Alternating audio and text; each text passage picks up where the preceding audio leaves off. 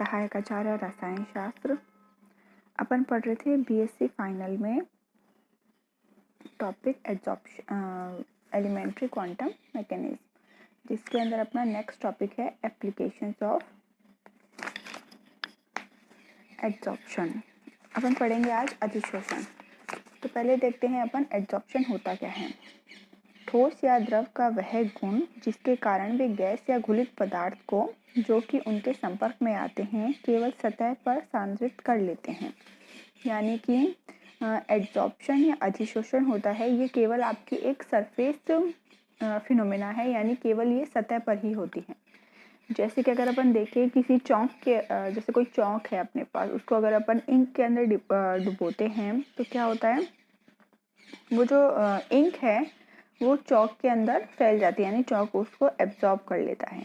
तो चौक उसको एब्जॉर्ब कर लेता है का क्या मतलब है, अगर अपन उस चौक को तोड़ कर देखते हैं तो क्या होता है, वो अंदर तक क्या होती है, ब्लू हो जाती है। लेकिन एड्सॉर्प्शन क्या होता है, ये तो एब्जॉर्प्शन हुआ कि उसने पूरी अंदर तक उसे अवशोषण कर लिया है, वो पूरी अंदर तक ब्लू हो गई है। लेकिन अगर चौक उसे केवल अपनी सरफेस पर ही एड्सॉर्ब करे तो वो क्या कहलाएगा, अधिशोषण कहलाएगा। और चौक को तोड़ने पर क्या होगा, चौक बाहर की तरफ से तो क्या दिखेगी, अपन को ब्लू दिखेगी, लेकिन अंदर की तरफ से वो क्या रहेगी, वाइट ही रहेगी। तो उसको अपन क्या बोलेंगे, उसको अपन एड्सॉर्प्शन बोलेंगे। तो ये अंतर होता है अधिशोषण और अवशोषण में। अवशोषण जो है वो पूरी अंदर तक एब्जॉर्ब किया जाता है, और अधिशोषण क्या है, एक सरफेस फिनोमिना है, केवल बाहरी सतह पर ही अवशोषण होता है, जिसे कि अधिशोषण कहा जाता है। तो इसकी परिभाषा है, ठोस या द्रव का वह गुण जिसके कारण वे गैस या घुलित पदार्थ को जो कि उनके संपर्क में आते हैं केवल सतह पर सांद्रित करते हैं। And property of a solid और liquid which surface taking and the gases or dissolved substance which it is brought to contact called adsorption। तो जो केवल उनके कांटेक्ट में आते हैं और उनकी सरफेस पर ही एब्जॉर्ब किए जाते हैं, इस फिनोमेना को क्या कहेंगे, अपन एड्सॉर्प्शन कहेंगे। अब तीन चीज़ें होती है, एड्सॉर्प्शन, एब्जॉर्प्शन और सॉर्प्शन, अधिशोषण, अवशोषण और शोषण।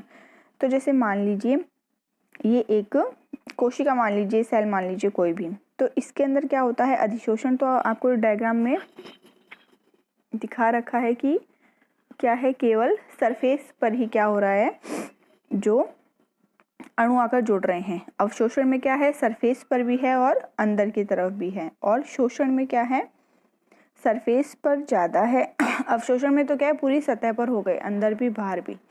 लेकिन शोषण के अंदर क्या है, शोषण में होता है एड्सॉर्प्शन और एब्जॉर्प्शन दोनों का कॉम्बिनेशन होता है, यानी कि सरफेस पर भी काफ़ी सांद्रता रहेगी और अंदर की तरफ भी काफ़ी सांद्रता रहेगी। तो अपन अंतर देख लेते हैं कि एड्सॉर्प्शन और एब्जॉर्प्शन में क्या अंतर होता है।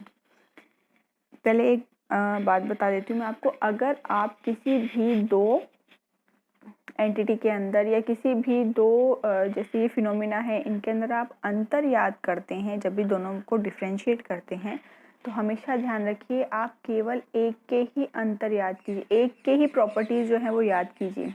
अंतर कभी भी याद नहीं करना चाहिए। अंतर करने पर हमेशा कन्फ्यूज़न हो जाती है कि पॉइंट जो है वो पहले वाले में था या दूसरे वाले में। लेकिन जब आप केवल एक की प्रॉपर्टी याद करते हैं तो क्या हो जाता है, दूसरा तो अपने आप उसका क्या होगा, रिवर्स ही होना है। तो हमेशा आप ध्यान रखिए, जब भी आप डिफरेंस याद करते हैं किसी दो प्रॉपर्टी के, किसी दो फिनोमिना के अंदर, तो हमेशा एक की ही प्रॉपर्टी जो है वो आप याद कीजिए, दूसरे वाली अपने आप उसका रिवर्स हो जाएगी। दोनों करने पर क्या होगा, कन्फ्यूज़न हो जाता है अपन को कि इस वाले में था या सेकंड वाले में था।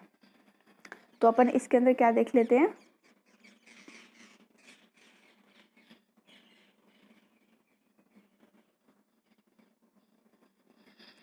इसके अंदर अपन देख लेते हैं, एक मिनट, हाँ। तो अधिशोषण और अवशोषण में अंतर देखते हैं। तो पहला डिफरेंस तो है वही जो मैंने आपको बताया था, एड्सॉर्प्शन क्या है, एक पृष्ठीय क्रिया है, यानी कि सरफेस फिनोमिना है। और एब्जॉर्प्शन क्या होगी, पूरी सतह पर फैलने वाली क्रिया है। एब्जॉर्प्शन जो है, अवशोषण जो है बल्क फॉर्म में होती है और स्थूल होती है। ठीक है। और अधिशोषण के अंदर क्या है, सतह पर अधिक सांद्रता होती है और अवशोषण में पूरे पर समान सांद्रता होती है। और सॉर्प्शन में क्या, मैंने क्या बताया, शोषण के अंदर उसमें सरफेस पर भी बहुत ज़्यादा सांद्रता होगी और सतह पर अंदर की तरफ भी क्या होगी, बहुत ज़्यादा सांद्रता होगी, यानी कि एड्सॉर्प्शन और एब्सॉर्प्शन दोनों का मिक्स होगा। उसके बाद है अधिशोषण में साम्य जल्दी स्थापित हो जाता है और अवशोषण में साम्य धीरे धीरे स्थापित होता है। अधिशोषण में है सिलिका जेल, इसके एग्जाम्पल है जैसे सिलिका जेल पर जल वाष्प का अधिशोषण होता है, यानी केवल सरफेस तक ही जल वाष्प जा पाती है। और अवशोषण के अंदर क्या है, जैसे NaCl के ऊपर जल वाष्प, तो NaCl जैसे पानी, जैसे कोई भी नमक का आपके पास ठोस वो है, क्यूब है आपके पास नमक का, तो उसके ऊपर अगर अपन जल वाष्प डालते हैं तो वो पानी जो है वो अंदर तक जाता है। लेकिन अगर सिलिका जेल है आपके पास, उसके ऊपर अपन जल वाष्प डालते हैं तो केवल सरफेस तक ही उसकी कंसंट्रेशन रहती है। अदर एग्जाम्पल है अधिशोषण के, जैसे अमोनिया और चारकोल पर अगर अपन अमोनिया डालते हैं तो। और अधिशोषण का इसमें है वाटर और अमोनिया। शोषण का आप एग्जाम्पल देख लीजिए, सॉर्प्शन का एग्जाम्पल है जियोलाइट द्वारा गैसों का संग्रहण। ठीक है, तो ये थे कुछ एग्जाम्पल्स अवशोषण और अधिशोषण के। इसके बाद अपन देखते हैं कि किस तरीके से इनके ये फिनोमिना जो है वो काम करती है।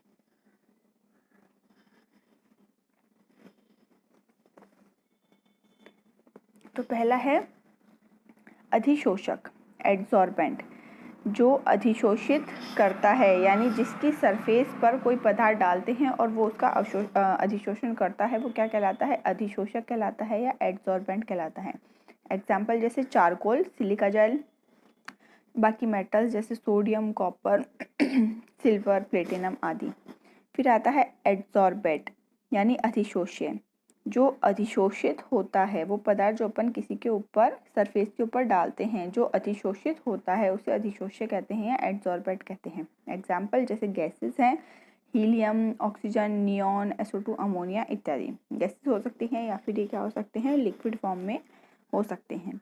नेक्स्ट है adsorption of gases by solid, ठोसों द्वारा गैसों का अधिशोषण। ये दिया था शील नामक वैज्ञानिक ने, अपने इसमें विचार दिए थे। तो फैक्टर्स अफेक्टिंग होते हैं, कौन कौन से जो फैक्टर्स है वो प्रभावित करते हैं